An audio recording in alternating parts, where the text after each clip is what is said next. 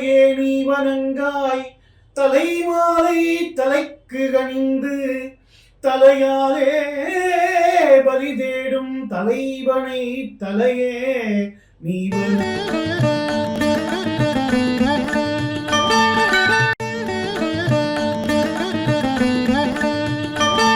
அந்த கபாலம்ன்றதான அந்த தலையில எதனால இந்த பிரச்சனைகள்லாம் வருது. இதுக்கு ஆன்மீகத்துல மட்டும் இல்லாம ஜோதிடத்துல இது ஏதாவது விஷயங்கள் இருக்கா? ஜாதக ரீதியா ஒரு கட்டமும் ஒரு உடம்புல பார்ட்டுக்கு வந்து அதிபதி. அதாவது மேஷம் எடுத்துக்கிட்டாங்க தலை, ரிஷபம் எடுத்துக்கிட்டாக்கா. இந்த தலையை பத்தி வந்து கேட்டிருந்தீங்க அழகா. இந்த தலைக்கு எந்த கிரகம் அப்படின்னா எது லக்னமோ அது தலை. எந்த லக்னமா இருந்தாலும் சரி. செவ்வாயே வந்து கெட்டு சனி கூட சேர்ந்தா தலையில வந்து சர்ஜரி, அடிப்பட்டு சர்ஜரி ஏற்படுது. தலைக்கு வந்து வியாதி மட்டும் இல்லை, அடிப்பட்டு கீழே விடுறாங்க இல்லையா, விபத்து, அதெல்லாம் கூட தலை. ஒரு சில பேர்லாம் பெரிய விபத்து ஏற்படும், தலையில அடிப்படும், ஆனா அவங்களுக்கு ஒன்றும் ஆகாது. இது எதனாலன்னா ஜாதகத்துல அவங்களுக்கு அந்த தலை சம்பந்தப்பட்ட லக்னம். கூட நிறைய நேரங்கள் வந்து நமக்கு ரொம்ப தேங்க்ஸ் சொல்லியிருந்தாங்க, நல்ல சப்ஜெக்ட்னு. வந்து பார்த்து இப்போ செவ்வாய் கேட்டிருந்தாருன்னா வைத்தீஸ்வரர் போயிட்டு வாங்க, இதெல்லாம் பண்ணுங்க அப்படின்னு சொல்றது ஒரு முறை. கபாலீஸ்வரர் தான் இந்த கபால நோய்களுக்கு, தலை சம்பந்தமான நோய்களுக்கெல்லாம் தீர்வு தரக்கூடிய பரிகார கஷேத்ராதிபதியாக.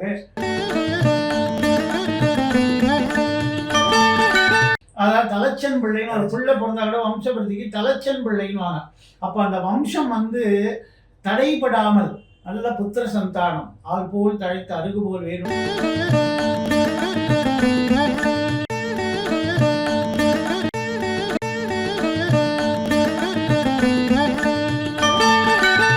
ஸ்ரீ குருபியோ நமகா. அகத்தியர் அதிர்ஷ்ட ஜோதிடம் நிறுவனர் என் சீதாராமன் அவர்களோடு அடியன் கே விஷயத்தில் இணைந்து இன்றைய காணொலியில கபாலத்தை பத்தின விஷயங்களை நம்ம சிந்திக்க போறோம். கபாலம் அப்படின்னா தலை, தலையா?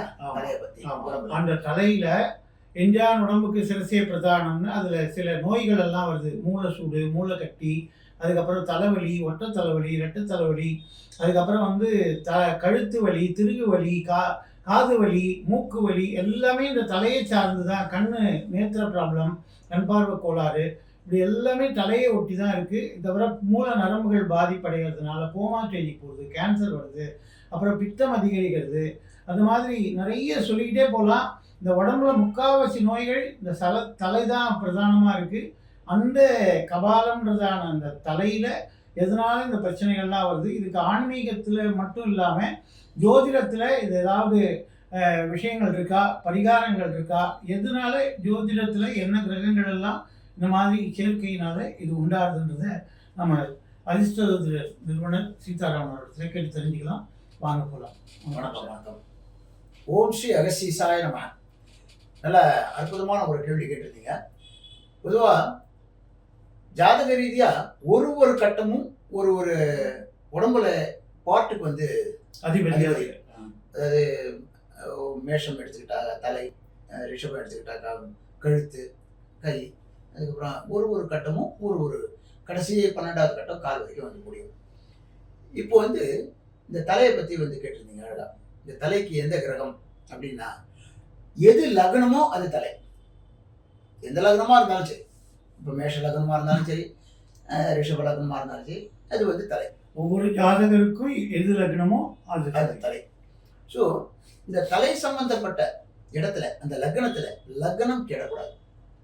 லக்னம் எப்படி சார் கெடும் அப்படின்னா பாதகாதிபதியோ, அஷ்டமாதிபதியோ, இந்த மாதிரி ஒரு மாரகாதிபதியோ, இந்த மாதிரி கிரகங்கள்லாம் லக்னத்து கூட சேர்ந்து, லக்னாதிபதி கூட சேர்ந்து இப்படிலாம் ஏற்பட்டால் லக்னம் கெடும். அந்த லக்னாதிபதியும் கெடக்கூடாது. இப்போ உதாரணத்துக்கு மேஷ லக்னம் எடுத்துக்குவோம். மேஷ லக்னத்துக்கு அதிபதி செவ்வாய். அந்த செவ்வாய் இந்த அஷ்டமஸ்தானத்துல இருந்து, அப்புறம் அந்த மாரகாதிபதியாக இருக்கக்கூடிய 2-7 சுக்கிரன் அவரு கூட சேர்ந்து, அப்படி இல்லைன்னா பாதகாதிபதியாக இருக்கக்கூடிய சனி கூட சேர்ந்து, ஏற்கனவே சனியும் சுக்கிரனும் செவ்வாயும் வந்து ஒருத்தருக்கு ஒருத்தர் ஆகாத கிரகம், எல்லாருக்கும் தெரிஞ்ச விஷயம். இப்படி இந்த கிரகங்கள் காம்பினேஷன், அதை தவிர இவர் காலில் அவர் உட்காருறது பாதசாரம் சொல்லுவோம். ஆமாம். ஸோ இந்த மாதிரிலாம் இந்த ஏற்படும் பொழுது இந்த குறைகள்லாம் வந்து ஏற்படுது தலையில். இப்போ செவ்வாயே வந்து கெட்டு சனி கூட சேர்ந்தா தலையில் வந்து சர்ஜரி, அடிபட்டு சர்ஜரி ஏற்படுது. தலைக்கு வந்து வியாதி மட்டும் இல்லை, அடிபட்டு கீழே விடுறாங்க இல்லையா, விபத்து, அதெல்லாம் கூட இப்போ உதாரணத்துக்கு அந்த காலத்துலலாம் பார்த்தீங்கன்னா ராஜாங்கெல்லாம் ஒரு தண்டனை கொடுத்தாக்கா தலையை விட்டுன்னு தான் சொல்லுவோம். அதுக்கப்புறம் வர லேட்டர் ஸ்டேஜ்லாம் அந்த தூக்கு தண்டனை தான் சொன்னான் இல்லையா. இந்த தலையை பொறுத்து தான் எல்லாமே. தலையிலன்னா ஒன்றும் இல்லை, நீங்கள் ஆரம்பத்திலேயே சொன்னீங்க. அது மட்டும் இல்லாம நல்லா வாழ்ந்தா கூட தலை எடுத்துட்டான் அப்படின்னு சொல்றாங்க. அப்படிப்பட்ட ஒரு தலை அப்படின்னு இல்லைன்னா உலகத்துல வந்து ஒன்றும் இல்லை. ஒருத்தருக்கு வந்து ஒரு விஷயமும் தெரியலன்னா முண்டம் அப்படின்னு சொல்லி திட்டாங்க. பொதுவா ஒண்ணுமே தெரியல, முண்டமா இருக்கு, மூளைக்கட்ட முண்டம், மூளை இல்லாதவனா நீ, இப்படிலாம் வந்து ஒருத்தர் வந்து திட்டுறோம். அப்படி இருக்கும்போது அந்த தலை அப்படின்ற ஒரு சந்தேகம். இப்போ கையை திட்டல, காலை திட்டல, யாரும் முதுகை திட்டல, வயிற்று திட்டல, எல்லாத்தையுமே தலையை தான் திட்டுவாங்க. அப்போ அந்த தலைன்றது ரொம்ப முக்கியம்ன்றது எல்லாருக்கும் தெரிஞ்ச விஷயம். ஆனால் அதில் ஏற்படக்கூடிய பிரச்சனைகள்ன்றது மனிதனை வந்து அது ஏற்படுறதா முடியுமா அவங்களால அப்படின்னும் போது, இப்போ இந்த தலையில் ஏற்படக்கூடிய பிரச்சனைகள் நீங்கள் சொன்னீங்க, முதல்ல ஆரம்பத்திலே சொல்லிட்டீங்க. மூளைக்காய்ச்சல், குறப்பிரசவத்தில் பிறக்கிறது, அதுக்கப்புறம் அந்த கேன்சர், இந்த எல்லா பிரச்சனைகளும் தலையில் அடிபடுறது. ஒரு சில பேர்லாம் பெரிய விபத்து ஏற்படும், தலையில் அடிப்படும், ஆனால் அவங்களுக்கு ஒன்றும் ஆகாது. இது எதனாலன்னா ஜாதகத்தில் அவங்களுக்கு அந்த தலை சம்பந்தப்பட்ட லக்னம் நேரம்ன்றது ஒன்று விடாமல் இருக்கிறது. லக்னாதிபதி இவங்களாம் வந்து கெடாமல் இருப்பாங்க. இது தவிர அந்த கிரகத்தை வந்து குரு பார்க்கறது, லக்னத்தை குரு பார்க்கறது, 7 குருவினை, அதாவது மாரகாதிபதியை குரு பார்க்கறது, மாரகாதிபதி கூட சேர்ந்து குரு இருக்குது, பாதகாதிபதி கூட சேர்ந்து குரு இருக்குது. இப்படிலாம் வந்து சுப கிரகங்கள் பார்வையோ செயற்கையோ இருந்தால் அவங்களுக்கு தலையில பிரச்சனை இருந்தாலும் ஒன்றாகாது, எஸ்கேப் ஆயிடலாம். இப்போ இந்த மாதிரி தொந்தரவுகள்லாம் ஏற்படும் போது தலையின பிரச்சனைகள் ஏற்படுது. அந்த ஒரு சின்ன பிரச்சனையே வாழ்க்கையை அவங்களுக்கு அடிபட்டு பிரச்சனையாயிடுது, வாழ்க்கையை அடிபட்டு போகுது டோட்டலாகவே. ஸோ அந்த தலைக்கு வந்து பரிகாரம், அதாவது தலையில் ஏற்படக்கூடிய பிரச்சனைகள் இப்போது நம்ம வரிசையாக பார்த்துட்டு வரோம். பரிகாரங்களுக்கு என்னென்ன கோவிலில் என்னென்ன பரிகாரங்கள் இருக்குது, என்னென்ன பிரச்சனைகள் இருக்குது அப்படின்னு பார்த்துட்டு வரோம். கோபத்தை கூட நம்ம பேசியிருக்கோம். அது கூட நிறைய நேரங்கள் வந்து நமக்கு ரொம்ப தேங்க்ஸ் சொல்லியிருந்தாங்க, நல்ல சப்ஜெக்டுன்னு. அது மாதிரி இந்த தலையில் ஏற்படக்கூடிய, இப்போது வந்தாதான் நம்ம பார்க்கணுமா, தலைக்கு நம்ம கோயிலுக்கு போகணுமா அப்படின்றது கிடையாது. இப்போது குழந்தை வந்து நல்லபடியாக பிறக்கணும், குறப்பிரசவம் இல்லாத பிறக்கணும். நிறைய பேருக்கு இப்போ வந்து பார்த்தீங்கன்னாக்கா 7 மாதம் 8 மாதம் அப்படின்றதெல்லாம் வந்து இப்போது நடைமுறையில் பார்க்குறோம். நம்ம இந்த குறப்பிரசவம் இல்லாமல் இருக்கணும், அந்த குழந்தை நல்லா இருக்கணும், தலையில் எந்த பிரச்சனையும் வரக்கூடாது அப்படின்றது, அதுக்காகவும் நம்ம வந்து கோயிலுக்கு போகலாம். வந்தால் தான் போகணுன்ற அவசியம் இல்லை. பிரார்த்தனைகள் வர்றதுக்கு முன்னாடி நம்ம பண்ணிக்கலாம், வந்ததுக்கப்புறம் தான் பண்ணணுன்றது இல்லை. வருமுன் காப்போம் அப்படின்ற மாதிரி பிரார்த்தனைக்கு இந்த ஒரு சில கோவில்லாம் இருக்குது. அந்த கோவில்லாம் உங்கள் வாயால் நீங்கள் என்னென்ன கோவிலுக்கு போனாக்கா என்னென்ன மாதிரியான பரிகாரங்கள், இதை தவிர நீங்கள் நம்ம இதை சொல்கிறத தவிர ஜாதகத்தில் இந்த தலை சம்மந்தப்பட்ட, லக்னம் சம்மந்தப்பட்ட, லக்னாதிபதி சம்மந்தப்பட்ட பிரச்சனைகள் கோளாறுகளாக இருந்தால் அதை எப்படி தீர்த்துக்கிறதுன்றது அது ஒரு வழிமுறை. ஜாதகத்தில் வந்து பார்த்து, இப்போ செவ்வாய் கட்டிருந்தாருன்னா வைத்தீஸ்வரர் கோயில் போயிட்டு வாங்க, இதெல்லாம் பண்ணுங்க அப்படின்னு சொல்கிறது ஒரு முறை. இதை தவிர ஒரு பொதுவான ஒரு கோவில்கள்லாம் வந்து தலைக்குன்னு ஒரு கோவில்கள்லாம் இருக்கும், கபாலத்துக்குன்னு ஒரு கோவில் இருக்கும், இந்த கபால பிரச்சனைகள்லாம் தீர்றதுக்குன்னு ஒரு கோவில் இருக்கும். அதெல்லாம் வந்து உங்கள் வாயால் நீங்கள் நேயர்களுக்கு சொல்லணும்னு நான் விரும்புகிறேன். கண்டிப்பாக. அதாவது திருநாவுக்கரசு நாயனார் வந்து திரு அங்கமாலை அப்படின்னு ஒரு அற்புதமான ஒரு பதிகம் பாடுகிறார். அதை அவர் சொல்லும்போது, தலையே நீ வணங்காய் தலைமாலை தலைக்கு கணிந்து தலையாலே பலி தேடும் தலைவனை தலையே நீ வணங்காய் கண்கார் காண்மின்களோ கடல் நஞ்சு உண்ட கண்டன் தன்னை என் தோள் வீசி நின்றாடும் பிரான் தன்னை கண்கார் காண்மின்களோ. இப்படி அவர் வந்து தலையில் ஆரம்பித்து திருப்பாதம் வரையில் நம்முடைய அங்கங்கள்லாம் சிவனுக்காக்கணும், அவர் தான் தலைவன் அப்படின்னு. தலைவனா தலைவனுக்கு இந்த தலை போய் சேரணும். தலையே நீ வணங்காய் தலைமாலை தலைக்கணிந்து தலையாலே பலி தேடும் தலைவனை தலையே நீ வணங்காய். தலையால பலி தேடின தலைவன் யாருன்னா கபாலீசன் அப்படின்னு பேர். இந்த கபாலீசன்ற பேர்ல மயிலாப்பூர்ல மட்டும் இல்ல, நிறைய தலங்கள்ல கபாலீஸ்வரரா சுவாமி இருக்கார். இந்த கபாலீஸ்வரர் தான் இந்த கபால நோய்களுக்கு, தலை சம்பந்தமான நோய்களுக்கெல்லாம் தீர்வு தரக்கூடிய பரிகார கஷேத்திராதிபதியாக விளங்குறார். அந்த வகையில் ஒரு 2-3 கோவில்களை நாம் தெரிஞ்சுக்கலாம். ஏன்னா நம்ம தமிழ்நாட்டில் எங்கே இருந்தாலும் அவர்கள் இருக்கக்கூடிய வசிப்பிடத்துக்கு பக்கத்தில் இருக்கிற அந்த கோவிலை போய் அவங்க வழிபாடு செய்து, நீங்கள் சொல்கிற மாதிரி வருமுன் காக்கிறது, நோய் நாடி நோய் முதல் நாடி வாய் நாடி வைப்பை செயல்ற வள்ளுவர். அதாவது மருந்து வர பிறகு மருந்து தேர்றது, அதாவது பிணி வந்த பிறகு மருந்து தேர்றதை விட சாப்பிட்றத விட வருமுன் காக்கிறதுன்றது உண்டு. அதுதான் வழிபாடுன்னு பேரு. அந்த வகையில் நான் முதல்ல பார்த்தோம்னா காங்கேயத்தில் ஸ்ரீ ஆருத்ரா கபாலீஸ்வரர் அப்படின்றதான ஆலயம் இருக்கு. இது வந்து சங்க இலக்கியங்களிலே புகழப்பட்ட ஒரு அற்புதமான ஆலயமா இருக்கு. இது பார்வதிபுரம் அப்படின்னு அம்பாள் பேரால அழைக்கப்படுது. மயிலும் பசுவுமாக அம்பாளே இருந்து பூஜை பண்ண ஸ்தலம் இது. அகத்தியர் வழிபாடு செய்த தலம் இது குறிப்பா. அதனால இந்த தலத்துல அந்த மயில் என்பது உங்களுக்கு தெரியும், அது வந்து குண்டலினி சக்தி நம்முடைய கபாலத்துல நின்று ஆடி சிவனுடைய தரிசனத்தினால பைரவியாக அர்த்தனமாடும் பொழுது அவர்கள் சித்தர்களாக மாறுகிறார்கள். சித்தர் தலைவரான இவர் அங்கே இருந்து அம்பாள் வழிபட்ட இந்த தலத்துல காங்கேயத்தில் இருக்கக்கூடிய இந்த கபாலீஸ்வரர் கோவிலில் போய் நாம் வணங்கினோம். அங்கே விளக்கேற்றணும், வில்வ தலத்தால் அர்ச்சனை பண்ணிட்டு வந்தோம்னா கபால நோய்கள் எல்லாம் இல்லாமல் நாம தீர்வு காணலாம். 2வது உய்யக்கொண்டான் அப்படின்னு சொல்லக்கூடிய திருச்சிராப்பள்ளி பக்கத்துல பழமையான தலம். இங்க வந்து சுவாமி பேரு உச்சிநாதர். அதாவது உச்சந்தலையில உச்சி வெயில் சொல்றோம், உச்சந்தலையில எண்ணெய் வைக்கணும்னு சொல்றோம். அப்படி ஒரு உச்சிநாதரா இருக்கார். அந்த அந்த ஜீவநாதர்னு சமஸ்கிருதத்துல பேரு. உய்யக்கொண்டான் மலைன்னா அந்த என்ன பின்னி நம்ம கிட்ட இருக்கோ தோஷம் இருக்கோ அதை அவரும் வாங்கிப்பாரு. எப்படி ஒரு ஆலகால விஷம் தேவர்களும் அசுரர்களும் சேர்ந்து மரணம் இல்லாத பெருவாழ்வு பெறணும்னு அதை கடைஞ்சாங்க. அப்போ கபாலநாதரா இருக்கிற கூர்மாதிபதியான நாராயணன் தன்னுடைய கபாலத்து மேல தன்னுடைய ஓட்டு மேலதான் அதை தாங்கினார். ஓடுனாலே கபாலம். அதனால கூர்மநாதனும் நாராயண பெருமாளும் கூர்மாவதாரமா இருக்கிற ஸ்தலங்கள்ல கபால நோய்களுக்கு பரிகாரம் பண்ணிக்கலாம். அப்போ அந்த எந்த அமுதம் வேணும்னு கடைஞ்சாங்களோ அந்த அமுதத்துக்கு பதிலாக அந்த பாம்பு கடைஞ்ச வாசுகி பாம்பு விஷத்தை கற்க இப்போ இதை உண்ணாமையே இறந்து போயிடும் பயத்தில் எல்லாரும் கதறின பொழுது சுவாமி வந்து பிரதோஷ வேலையில் பிரதோஷநாதராக தான் அந்த விஷத்தை அருந்தி திருநீல கண்டம் கருத்து திருநீல கண்டனானார். சுருட்டப்பள்ளியில் தரிசனம் பண்றோம். திருநீல கண்டனானார் இந்த உலகத்தை உய்யக்கொண்டார் அப்படின்னு சொல்றோம். அப்படி உய்யக்கொண்டார் ஜீவநாதரா திருச்சிராப்பள்ளி பக்கத்துல அமைஞ்சிருக்கு. இங்கேயும் போய் நாம பண்ணலாம். அப்படி போனா சிரஞ்சீவி தன்மை அப்படின்றதான என்றும் 16 மார்க்கண்டேய திருக்கடையூர்ல கொடுத்தா மாதிரி இவர் வந்து நீண்ட ஆயுளை கொடுக்கிறார். அதனால இந்த நீண்ட ஆயுளுக்கு காரகனா இருக்கிற இந்த தலை நம்ம கவசமா காப்பாற்றக்கூடியவரா இருக்கார். அதுக்கு அடுத்ததா குடுமியான் மலை அப்படின்னு ஒரு அற்புதமான தலம்.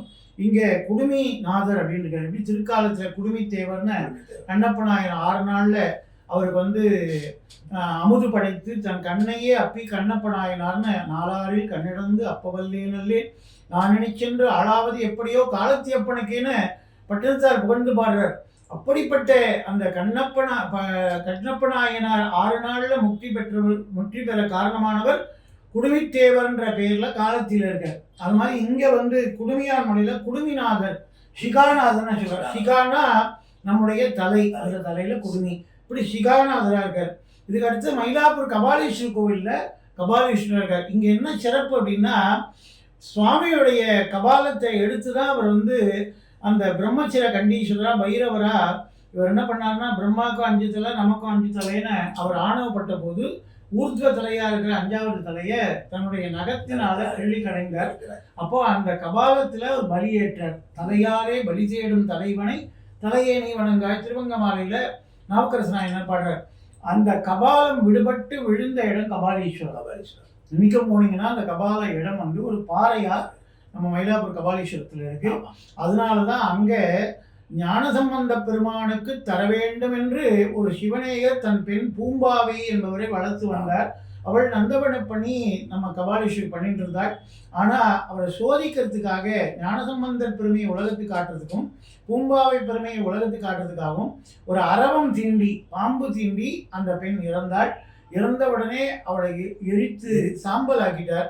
ஆனாலும் அதை ஒரு பானையில எடுத்து வச்சிருந்து என் பெண்ணை கொடுக்கணும்னு நினைச்சேன், ஆனா சாம்பலை தான் கொடுக்க முடிஞ்சதுன்னு சொன்ன உடனே அவர் என்ன பண்ணார், வலக்கை மடநல்லார் மாமகிலை வான்மருகில் துலக்கில் கபாலீச்சரத்தான் தொல்கார்த்திகை நாள் தலத்தேந்தில முலையார் தைகளார் கொண்டாடும் விளக்கீடு காணாதே போதியோ பூம்பாவாய். பூம்பாவை பதிகம்னு 10 பாடல் பாடினார்.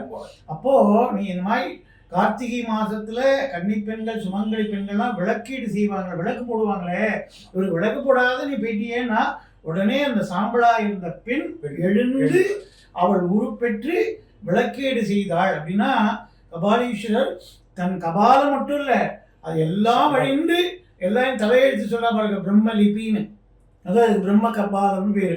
அதுவே அழிந்த பிறகு கூட அந்த சாம்பலை எழுத்தி கொடுத்தாதான் மணி வள்ளலார் பாடுறார், செத்தாரை மீட்டிங்க எழுப்பிடல் வேண்டும் அப்படின்னு சொல்றார். செத்தவரை கூட சிவநாமத்தால் எழுப்பலாம். பேர்பட்ட பதி ஞானசம்பந்தரை எழுப்பி கொடுத்த பூம்பாவை உயிர்ப்பித்த பதி. அங்க கபாலம் இன்னைக்கும் பாறையா இருக்கு. அங்க போய் பித்திருக்களுக்கு நாம காகத்துக்கு அன்னமிட்டு வரலாம். தனியா இருக்காருங்க அவர். அங்க சனீஸ்வரனுக்கும் நம்ம விளக்கு போட்டு வரலாம். எல்லாத்துக்கும் மேல கபாலீஸ்வரரும் கற்பகாம்பிகையுடைய இருக்காள். கற்பகம்னாலே தெரியும், நாம நினைத்தாலே அற்புதத்தை தரக்கூடிய விருட்சம் அப்படி அம்பாள் இருக்காள். இவ்வளவு மயிலாக சிவனை வழிபட்டவள். அதனால அந்த தலைவனாய் இருக்கிற கபாலமாய் இருக்கிற கபாலீஸ்வரை கற்பகாம்பாளோடு நாம போய் சோமவாரத்துல பிரதோஷ வழிபாடு பண்ணி அங்கே அருகம்புல் சாற்றி நந்தியம்பெருமானுக்கு கபாலீஸ்வரனுக்கு வில்வதளத்தால அர்ச்சனை பண்ணிட்டு திருநீர் இட்டு கொண்டு வந்தால் கபால சார்ந்த நோய்கள் எல்லாம் பரிபூர்ணமா நிவர்த்தியாவது மட்டுமில்லாமல் நீண்ட ஆயுள் நிறை செல்வம் அப்படின்னு இனிமே அந்த சந்ததிக்கு, அதாவது தலைச்சன் பிள்ளைன்னு ஒரு பிள்ளை பிறந்தா கூட வம்சபிரதிக்கு தலைச்சன் பிள்ளைன்னு வாங்க.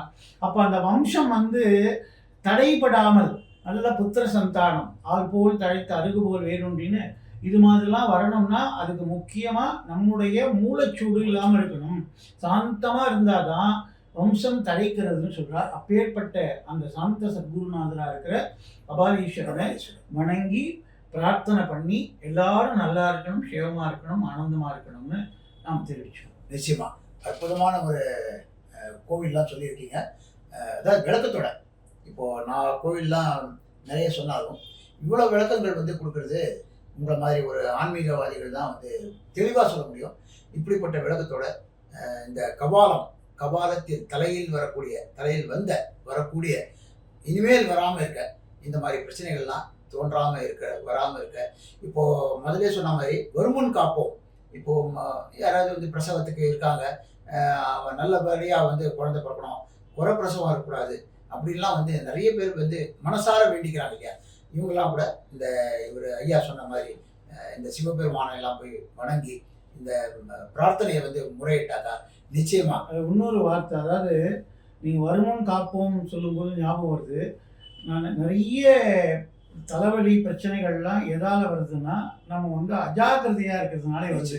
அதனால ஒரு 2 வீலர்ல போகக்கூடிய விடலை பசங்கள் ஆர்வத்தினால பெருமை எடுத்து பைக் ரேஸ்லாம் போகிறது தவிச்சுட்டு ஹெல்மெட் அணிஞ்சுட்டு போகணும். அது மாதிரி பிரகாஷனா போனால் நாம அந்த விதியை தேடிக்காம இருக்கலாம். ஏன்னா தலை போச்சுன்னா வாழ்க்கையே போச்சு. கை போனால் மாற்றிக்கலாம், கால் போனால் மாற்றிக்கலாம், எது போனாலும் அங்கே மாற்றிக்கலாம். தலை போனால் வாழ்க்கையே போச்சு. அதனால அந்த குழந்தைகள்லாம் வளர்க்குற பெற்றோர்கள் சொல்லி கொடுத்து ஹெல்மெட் போட்டுன்னு போகணும். அதுபோல் காரில் போகும்போது கார் பெல்ட் போட்டுன்னு போகணும். அந்த ப்ரிகாஷன்லாம் பண்ணோம்னா தலையை நாம் காத்துந்தா தலையாய நம்முடைய உயிரையும் காப்பாற்றிக்கணும். நிச்சயமா அற்புதமான ஒரு எல்லாருக்கும் தேவையான கருத்தை சொல்லியிருக்கீங்க.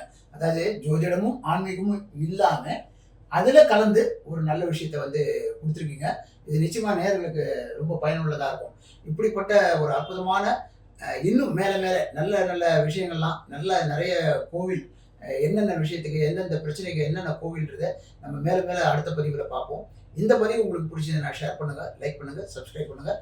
மறக்காமல் பெல் பட்டனை கிளிக் பண்ணி வச்சுக்கோங்க. நன்றி, வணக்கம். நன்றி, வணக்கம்.